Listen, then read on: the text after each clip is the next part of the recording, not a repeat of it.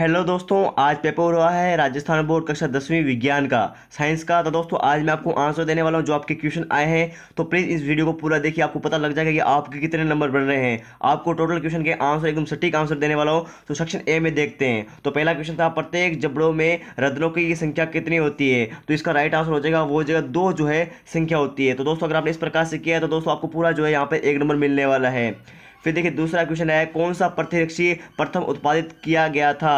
तो उस प्रतिरक्षी का क्या नाम है। उस प्रतिरक्षी का नाम है पेनिसिलिन। अगर आपने इस प्रकार से किया तो एक नंबर मिलेगा। तो दोस्तों बहुत से विद्यार्थी कह रहे थे पेपर थोड़ा टफ आया है। हाँ आप सही, लेकिन इतना भी टफ नहीं है, आप आराम से कर सकते थे। ठीक है, इजी क्वेश्चन ही आए हैं। अगला क्वेश्चन आया था, श्रृंखलन से आप क्या समझते हैं। तो दोस्तों श्रृंखलन क्या होता है, देखिए ये कार्बन का गुण होता है जिसमें कार्बन कार्बन आपस में लगातार जुड़ते रहते हैं और एक लंबी श्रृंखला बनाते हैं, जिससे श्रृंखला का एक बड़ा निर्माण हो जाता है, चेन बन जाती है। ठीक है, इसी प्रकार से इसका आंसर होगा।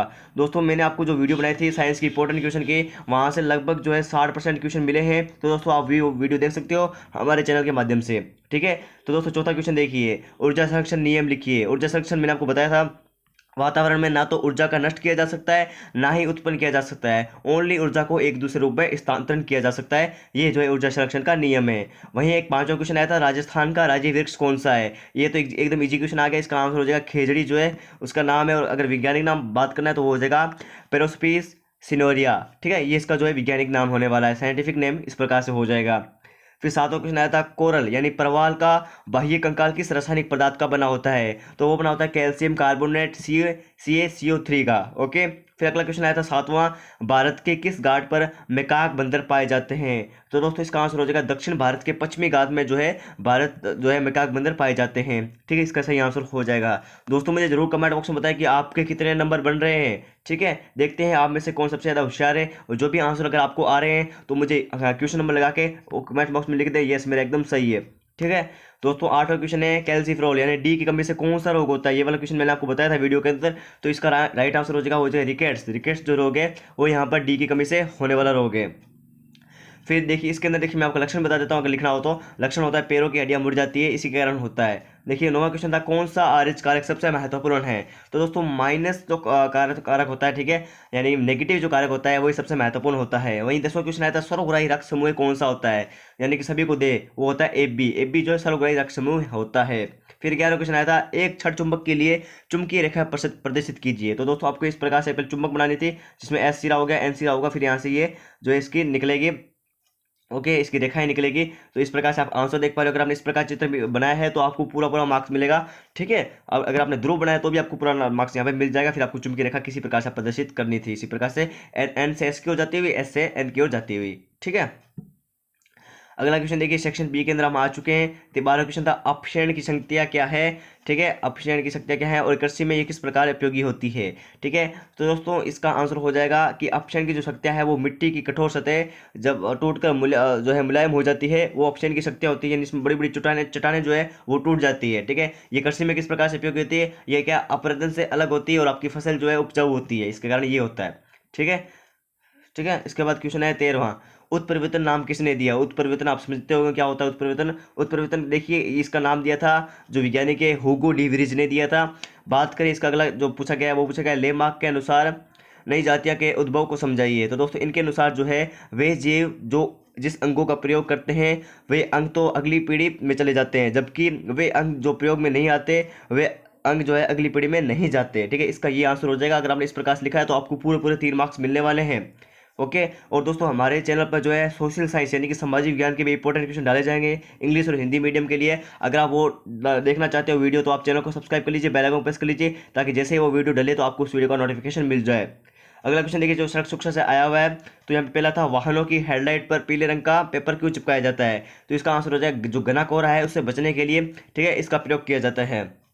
ओके, उसके बाद आया था सुरक्षित ड्राइविंग के लिए अच्छी नेत्र दृष्टि का महत्व समझाइए। मतलब कि आपकी नेत्र दृष्टि अच्छी होगी तो आप आराम से ड्राइव कर पाओगे। ठीक, इस प्रकार से आपको लिखना था। अगला क्वेश्चन था देखिए जो आपके पहले लेसन से आया हुआ है, अफीम पादप के कौन से भाग से प्राप्त होता है। देखिए जो अफीम पादप है वो पादप के सूखे लैक्टस होता है ना, वहां से जो है अफीम का पादप प्राप्त होता है। ठीक है, उसके बाद देखिए अफीम का उपयोग लिखिए। अफीम जो है बहुत ही जो है अच्छा आपका उपयोग में होता है, जैसे कि कोई भी कोई प्लांट हो गया उसके कारण से। ठीक है, जैसे अगला क्वेश्चन है, अफीम के पादप का वैज्ञानिक नाम। ये तो आपको पहले चैप्टर में बताया था, मैंने आपको रटाया भी था। इसका आंसर हो जाएगा पेपर सोमनीफेम जो है वो अफीम के पादप का जो है वानस्पतिक नाम होता है। ठीक है। उसके बाद देखिए जो आपके 6वें लेसन आए, संगामी और विस्मांगी उत्प्रेरण में क्या अंतर है। तो देखिए समांगी मिश्रण वह होता है जब क्रियाकारक क्रियाफल तथा उत्प्रेरण समान हो, ठीक है। जब क्रियाकारक और क्रियाफल और उत्प्रेरक जो समान होंगे तब जो है यहाँ पे संगामी उत्प्रेरण होगा। अगर आपको उदाहरण देता तो आप देख सकते थे SA2+O2, ठीक है। तो क्या बनेगा 2SO3 बनेगा और इसके जो उत्प्रेरक लगेगा वो लगेगा NO, ठीक है। ये संगामी है। बात करें विस्मांगी की, तो विस्मांगी क्या होता है जब जो है क्रियाकारक क्रियाफल व उत्प्रेरण अलग अलग हो, तो इसको क्या कहते हैं विस्मांगी कहते हैं। जैसे कि उदाहरण के तौर पर देखिए N2+3H2 और बनेगा क्या 2NH3 और आपका उत्प्रेरक क्या लग जाएगा Fe लग जाएगा, ठीक है। ये अलग हो गया उत्प्रेरक, इसलिए जो है ये विस्मांगी हो गया। ओके, अगर आपने इस प्रकार से किया आपको पूरा मार्क्स मिलेगा 2 नंबर। फिर देखिए एक उदासीनीकरण अभिक्रिया का जो है उदाहरण लिखना था, जैसे कि आप लिख सकते हैं HCl+NOH, ठीक है। इसके अंदर NaCl हो जाएगा, H2 हो जाएगा और ये उदासीनीकरण अभिक्रिया हो गई, यानी कि न्यूट्रलाइजेशन रिएक्शन यहाँ पे आपने कर दी। ओके, उसके बाद देखिए ये वाला क्वेश्चन जो है इजी आया था आपके आगे वाले, ठीक है। उसके बाद आपको लिखना था कि वन्य जीवों को की संकटग्रस्त जातियाँ कौन कौन सी है उसके बारे में वर्णन करना था, ठीक है। और 4 कारण है ये भी आपको बताना थे, ठीक है। जैसे कि आपको बताते हैं 19वां क्वेश्चन, रमण प्रभाव किसे कहते हैं। मैंने आपको बताया था रमण प्रभाव बहुत इंपॉर्टेंट है। देखिए जब प्रकाश की एक तरंग एक द्रव्य से निकलती है तो इस प्रकाश तरंग का कुछ भाग एक ऐसी दिशा में प्रकीर्णन होता है जो कि तरंग को दिशा में भिन्न करता है, यही जो है रमण प्रभाव होता है।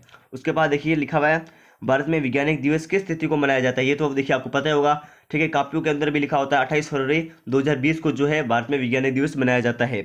उसके बाद क्वेश्चन आया, देखिए हमारे देश में पहला बिजली जो है घर कहाँ पर स्थित है, वो है तारापुर महाराष्ट्र के अंदर, ठीक है। अगर आपने महाराष्ट्र लिखा है तो भी सही है, अगर आपने तारापुर लिखा है तो भी आपको पूरा पूरा मार्क्स मिलने वाला है। उसके बाद देखिए 20वें क्वेश्चन में हमेशा IUPAC नाम ही पूछा जाता है, तो इस बार भी IUPAC नाम आया है। तो पहला देखिए इसके अंदर पूछा गया है CH3 bond CH bond CH3 और यहाँ पे क्लोरीन और फ्लोरीन जुड़ा हुआ है, तो आपको नाम रिएक्शन आनी चाहिए।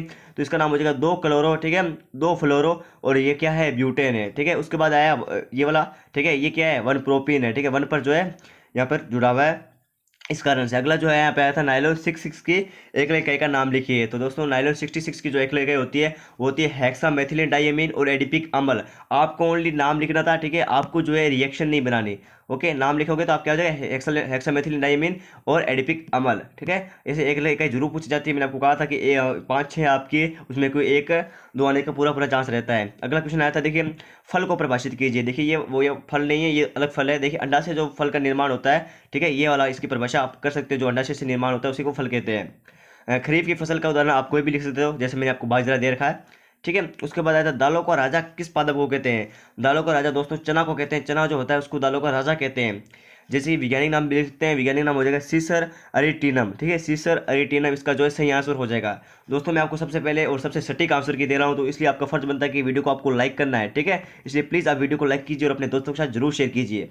अगला क्वेश्चन है, देखिए अपमार्जक का कार्य करने वाले किसी एक कीट का नाम बताइए। देखिए मैंने यहाँ पे लिख रखा है दीमक और टिलचट्टा, ये दोनों ही जो है अपमार्जक का कार्य करते हैं। अगर आपने इनमें से कोई भी आंसर लिखा है तो आपको पूरा 1 नंबर सटीक मिलेगा। आपने कौन सा लिखा है मुझे जरूर कमेंट बॉक्स में बता दें, ठीक है।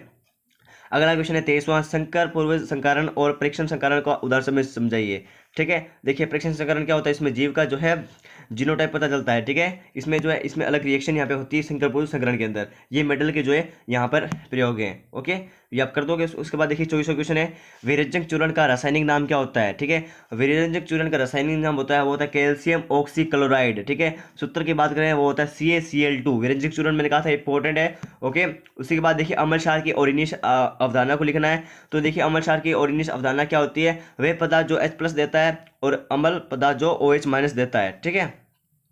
देखिए वह पदार्थ जो H+ देता है उसको अम्ल कहते हैं और वह पदार्थ जो OH- देता है उसे क्षार कहते हैं जलीय विलयन में, ठीक है। यहाँ पे ये क्वेश्चन इसकी अवधारणा है और की, ठीक है। उसके बाद आता है धातु की अम्ल के साथ होने वाली अभिक्रिया का आपको चित्र बनाना है, जो मतलब आपके डायग्राम दिया हुआ बुक के अंदर वो आपको सिंपली बनाना था, ठीक है। वो आपको बुक के अंदर मिल जाएगा। अगला क्वेश्चन देखिए जो आपका न्यूमेरिकल आया है 10वें पार्ट से, ठीक है। देखिए किसी विद्युत बल्ब को देखिए 200 वोल्ट के स्रोत से जोड़ने पर कितनी धारा उत्पन्न होती है, 0.5 धारा जो है एम्पीयर है और धारा उत्पन्न होती है। बल्ब का प्रतिरोध और शक्ति ज्ञात करनी थी। देखिए सबसे पहले आपको R ज्ञात करना था और P ज्ञात करना था, ठीक है। तो R आप सिंपली ज्ञात कर लोगे, जो सूत्र होता है उसी के अनुसार, ठीक है। V बराबर RI से, और यहाँ पे आपका R आ जाएगा 440 वोल्ट। फिर आपको P के अंदर जो फॉर्मूला है उसके अंदर वैल्यू रखनी थी और P का मान आ जाएगा 110 वोल्ट, ठीक है। अगर आपका ये आंसर आ रहा है तो आपको सटीक 4 नंबर मिल जाएगा दोस्तों, ठीक है। अगर आप फॉर्मूला लगाते तो भी आपको यहाँ पे नंबर मिलने वाला है, कोई भी टेंशन नहीं रहता, ठीक है, अगर आपकी वैल्यू थोड़ी सी गलत आ रही है तो। ओके, उसके बाद देखिए जो 26वां क्वेश्चन आया था, 5 मीटर पर सेकंड वेग से चल रही 40 किलोग्राम द्रव्यमान पर एक बल लगाया जाता है, जिसके ऊपर वेग जो उसको वेग बढ़कर 10 मीटर पर सेकंड हो जाता है। बल द्वारा किए गए कार्य की प्रक्रिया करने हैं। अब बराबर आपको सूत्र पता है क्या होता है, जो विस्थापन होता है, ठीक है। और यहाँ पे देख इसका जो आंसर हो जाएगा वो हो जाएगा 200, ठीक है। 200 जो इसका आंसर निकल के आ रहा है। और मुझे जरूर कमेंट बॉक्स में बताइए कि आपने सही किया फिर गलत किया। अगला क्वेश्चन आता है, एक वस्तु पर अधिकतम 200 जूल कार्य करने पर 10 मीटर से वह विस्थापित हो जाती है। वस्तु पर कार्यरत बल का मान ज्ञात कीजिए। तो आपको यहाँ पर बल का मान एफ का मान ज्ञात करना था। तो एफ का मान जो आएगा वो आएगा 20, ठीक है। 20 जो है 20 न्यूटन जो है इसका एकदम सही आंसर हो जाएगा। यहाँ पे जो है आपको इकाई लगानी जरूरी होती है, 200 न्यूटन 20 न्यूटन, ओके, इसका सही आंसर है। उसके बाद देखिए जो आपके क्वेश्चन आया है 16 पार्ट से, पारिस्थितिक तंत्र विविधता से आपका क्या अभिप्राय है। जैव विविधता के लिए आपको पर्यावरणीय महत्व की भूमिका को आपको समझाना है। ये तो आपको लिखना ही है सिंपली, ठीक है। इसके अंदर मैं आपको पूरा आंसर दूंगा तो पूरा बड़ा वीडियो बन जाएगा, ठीक है। ये तो आप अपनी मर्जी से भी अगर आपको आता है थोड़ा बहुत तो आप लिख सकते हो, कोई भी आपको दिक्कत नहीं है। इसके अंदर आपको लिख के आना था बस। उसके बाद प्रजाति विविधता से आप क्या समझते हैं। विलुप्त जातियां, संकटग्रस्त जातियां और अति संवेदन प्रजातियां क्या है, ठीक है। विलुप्त जातियां क्या होती है, जो मतलब खत्म हो गई, अब तो यहाँ पे है ही नहीं। संकटग्रस्त मतलब कि जो फ्यूचर में खत्म होने वाली। अति संवेदनशील मतलब जो बहुत ही कम पाई जाती है, ठीक है। ये इसका सही आंसर हो जाएगा। प्रजाति विविधता से क्या समझते हैं, मतलब जो प्रजाति में जो अंतर होता है ना, प्रजाति विविधता कहलाती है। ये मैंने आपको आंसर बता दिए। उसके बाद देखिए जो खंड दे आया था, मैंने आपको बताया था श्वसन तंत्र रट लेना, श्वसन तंत्र रट लेना। वही श्वसन तंत्र का कुछ पूछा गया है पार्ट है कि देखिए श्वसन की परिभाषा लिखिए। श्वसन क्या होता है, जैव रासायनिक प्रक्रिया होती है जिसमें कार्बोहाइड्रेट प्लस O2 मिलकर जो है ग्लूकोज प्लस H2O प्लस ऊर्जा प्लस CO2 का निर्माण करता है, ठीक है। अगर आपने इस प्रकार से लिखा तो आपको पूरा मार्क्स मिलेगा। अगला ऊपरी श्वसन तंत्र के विभिन्न भागों का समझाइए। मतलब कि चित्र बनाना था, जो भी ऊपर वाले भाग होते हैं उसको आपको बनाकर बताना था। फिर उसके बाद ऊपरी श्वसन तंत्र का चित्र भी आपको बताना है, ओके। ये इसका आंसर हो जाएगा। उसके बाद देखिए चौथा वाला क्वेश्चन है, पहला पूछा गया था प्रमुख मानव नर लिंग हार्मोन का नाम बताइए, ठीक है। जो प्रमुख होता है तो वो होता है टेस्टोस्टेरोन, ठीक है। ये मैंने आपको बताया था। और मैंने आपको मादा के लिए भी बताया था, नर और मादा दोनों के लिए बताया था, ठीक है। और मानव के लिए क्या हो जाएगा, टेस्टोस्टेरोन जो है इसका सही आंसर हो जाएगा। उसके बाद आपको नर जनन तंत्र के किन्हीं 2 द्वितीयक लैंगिक अंगों की संरचना का वर्णन करना था। 2 किसी भी का वर्णन कर सकते हो, ठीक है, सही आंसर होगा। फिर यहाँ पे आया नर जनन तंत्र का नामांकित चित्र बनाइए। फिर आपको नर जनन तंत्र का जो है नामांकित चित्र आपको बनाना था। उसके बाद देखिए जो 29 नंबर क्वेश्चन है, उसके अंदर पहला पार्ट देखिए, एक धनायन का आकार उदासीन परमाणु से छोटा होता है, क्यों, समझाइए। तो देखिए एक परमाणु में इलेक्ट्रॉन की संख्या उदासीन परमाणु से कम होने पर जो है धनायन का आकार छोटा होता है। ये इसका सही आंसर है। उसके बाद आया था मेंडलीफ आवर्त सारणी के कोई 2 गुण लिखने थे। तो देखिए परमाणु द्रव्यमान पर आधारित, ठीक है। ये इसका पहला गुण है कि परमाणु जो है द्रव्यमान पर आधारित होता है। उसके बाद है अक्रिय गैसों को एक ही स्तंभ में रखना। मतलब जो आपकी अक्रिय गैस है, उत्कृष्ट गैस है, ठीक है, शून्य वर्ग की गैस है, उसको जो है एक ही स्तंभ में रखना जो है ये मेंडल की आवर्त सारणी का कोई और गुण है, ठीक है। अगर आपने कोई और भी लिखा है अगर इससे रिलेटेड तो भी आपको पूरा मार्क्स मिलेगा। कोई 2 पूछा है इसमें। अगला आया था निम्नलिखित तत्वों को परमाणु आकार के घटते क्रम में व्यवस्थित करना था, ठीक है, घटते क्रम में। तो देखिए सबसे पहले सोडियम, ठीक है, रुबिडियम यहाँ पे दिए हुए हैं, ठीक है। तो इसका देखिए सबसे पहले आएगा लिथियम, ठीक है। लिथियम जो है सबसे छोटा, फिर उसके बाद सोडियम, फिर उसके बाद पोटेशियम, ठीक है, फिर आएगा रुबिडियम, फिर आएगा सीजियम, ठीक है। इसका जो एकदम सही क्रमांक होगा, अगर आपने इस प्रकार से लिखा है तो आपको पूरा मार्क्स मिलेगा। तो किसी विद्यार्थी ने अथवा वाला किया होगा तो अथवा वाला मैं आपको समझा देता हूँ। एक ऋणायन का आकार उदासीन परमाणु से बड़ा होता है, क्यों, समझाइए। क्योंकि दोस्तों इलेक्ट्रॉन संख्या जो है अधिक होती है और किसी भी ऋण में जो है इसकी इलेक्ट्रॉन संख्या अधिक होती है, इस कारण से जो है उदासीन परमाणु से बड़ा होता है ऋणायन का आकार, ओके। ये इसका सटीक आंसर हो जाएगा। अगला क्वेश्चन है मेंडलीफ आवर्त के कोई 2 दोष लिखिए। पहले गुण पूछा था, अब यहाँ पे आपको दोष बताने हैं, ठीक है। तो दोष क्या हो जाएगा, सबसे पहले लैंथेनम और एक्टिनम जो है सही स्थान पर नहीं मिला पाया, ठीक है। जो लैंथेनम और एक्टिनम तत्व हैं, ठीक है, जो लिथियम और एक्टिनियम श्रेणी है उसको जो है सही स्थान नहीं मिला। उसके बाद है निम्नलिखित तत्वों को विद्युत ऋणता के बढ़ते क्रम में लिखिए। तो सबसे पहले यहाँ पे आएगा बेरिलियम, फिर आएगा लिथियम, फिर आएगा नाइट्रोजन, फिर आएगा ऑक्सीजन, फिर आएगा फ्लोराइड, ठीक है, सॉरी फ्लोरीन, ठीक है। तो इसका एकदम सही आंसर हो जाएगा। उसके बाद देखिए अगला क्वेश्चन जो आपका है 30वां क्वेश्चन आया है, जो आपके यहाँ पर 11वें चैप्टर से आया है, ठीक है। तो इसके सबसे पहले देखिए आवर्धनता किसे कहते हैं। देखिए m बराबर 1/p होती है, यानी कि बिंब का प्रतिबिंब बिंब से कितना गुना या बड़ा या छोटा बनता है उसको हम आवर्धनता कहते हैं, ठीक है। उसके बाद पूछा गया किरण चित्र की सहायता से अवतल दर्पण के लिए आवर्धनता का सूत्र लिखिए। तो इसका क्या आंसर हो जाएगा, m बराबर -h'/h, ठीक है। ये जो है एकदम सटीक सूत्र है अवतल दर्पण के लिए। अवतल दर्पण में माइनस लगता है, ठीक है, ये आपको पता होना चाहिए। अवतल मतलब माइनस। अगर यदि आवर्धनता धनात्मक हो तो प्रतिबिंब की प्रकृति क्या होगी, तो होगी उत्तल, ठीक है, उत्तल होगी उसकी प्रकृति। अगर आवर्धनता धनात्मक है तो उत्तल प्रकृति का प्रतिबिंब हमको बनता दिखाई देगा, ठीक है। उसके अथवा में देखिए जो लास्ट क्वेश्चन है, पूर्ण आंतरिक परावर्तन को प्रवेशित कीजिए। तो ये पूर्ण आंतरिक परावर्तन में क्या होता है, जब प्रकाश की किरण किसी माध्यम से लेकर किसी माध्यम में जाती है तो वो जो है अविलंब से दूर या फिर पास में आ जाती है, ठीक है। यानी कि उसका जो आपतन कोण है, क्रांति कोण का मान जो है 90 डिग्री से प्लस हो जाता है। इसका एकदम सटीक आंसर हो जाएगा, ठीक है। उसके बाद जो है दृष्टि विषय में दोष क्या है, ये आपको बताना है। इसके निवारण के लिए कौन सा जो है यहाँ पे लेंस का उपयोग किया जाता है, ये आपको बताना था, ठीक है। मैंने आपको अथवा से ऊपर वाला बता दिया, तो आप ये चेक कर लेना एक बार, ठीक है। तो दोस्तों ये था संपूर्ण पेपर का हल जो साइंस का था, ठीक है। इसी प्रकार समाज विज्ञान की सबसे पहले आंसर की हमारे चैनल पर आएगी और इंपॉर्टेंट क्वेश्चन डाले जाएंगे, जहाँ से 60% क्वेश्चन जो है हमारे चैनल से मिलते हैं। तो प्लीज़ आप चैनल को सब्सक्राइब कीजिए, बेल आइकन को प्रेस कीजिए, ताकि जैसे हम वीडियो डालें तो आपको उस वीडियो का नोटिफिकेशन मिल जाए, आपको उसका फायदा हो सके। तो दोस्तों आप राजस्थान बोर्ड के इंपॉर्टेंट क्वेश्चन rkl.in से डाउनलोड कर सकते हो। तो दोस्तों आप अभी विजिट कीजिए rkl.in पर। इस वेबसाइट की जो लिंक है वो मैं आपको डिस्क्रिप्शन में दे रहा हूँ। तो दोस्तों ये था आज का संपूर्ण पेपर। प्लीज़ इस वीडियो को लाइक कीजिए, अपने दोस्तों के साथ शेयर कीजिए, ताकि उनको भी पता चल सके कि आपके कितने मार्क्स बन रहे हैं। और दोस्तों मुझे कमेंट करके बताइए आपका नाम क्या है, आपके रोल नंबर क्या है और आप कौन से ज़िले से हो और आपके कितने नंबर बन रहे हैं, ताकि मैं आपका अगली वीडियो में नाम ले पाऊँ। अगर दोस्तों मैंने आपको गलतीवश कोई क्वेश्चन का आंसर गलत बता दिया है तो मुझे जरूर एक बार कमेंट बॉक्स में बता देना, मैं आपको सटीक बता दूंगा, ठीक है, कि सही है या फिर गलत है। अगर दोस्तों मैंने जो क्वेश्चन आपसे छुड़ाया है, अगर आपको उसका आंसर आता है तो उसका आंसर भी कमेंट बॉक्स में दीजिए। अगली वीडियो में जो है आपका नाम दिया जाएगा कि आपने आंसर बताया, ठीक है। तो दोस्तों मैंने कुछ क्वेश्चन छोड़े हैं और आपको बताता हूँ इंपॉर्टेंट क्वेश्चन की पीडीएफ कहाँ से डाउनलोड करनी है। ये दोनों तरीके आपको आगे मिल जाएंगे। तब तक के लिए जय हिंद, जय भारत।